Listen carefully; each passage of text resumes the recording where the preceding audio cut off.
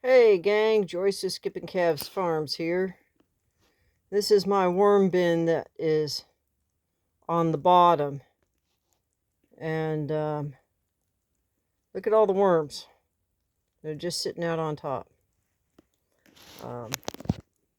This white bit right here is some of my homemade worm chow. And they've eaten 3/4 of it in less than 36 hours. So they're getting ready to get antsy. You can see here. So, got my trusty dusty water spritzer. It's getting pretty dry in this container. The other container is kind of dry too.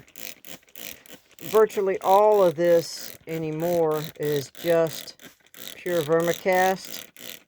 There's hardly any bedding left. There's this chunky stuff that's right here. That's some old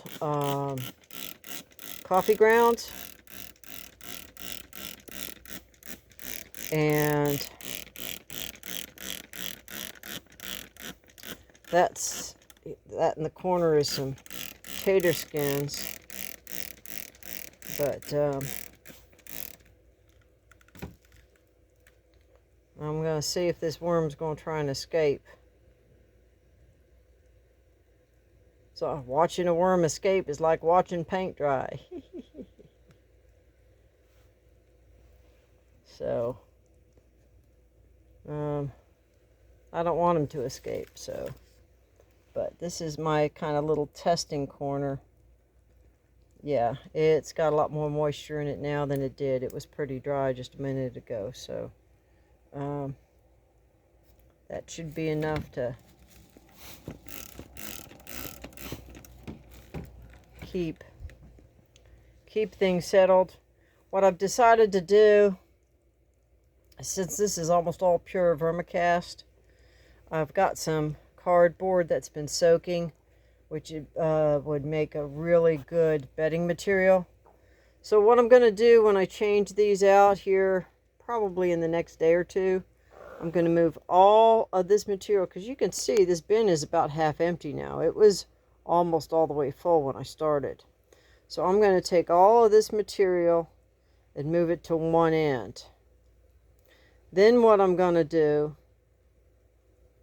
is I'm going to put on this side new bedding material, which is mostly going to be water soaked, shredded, torn up really small cardboard.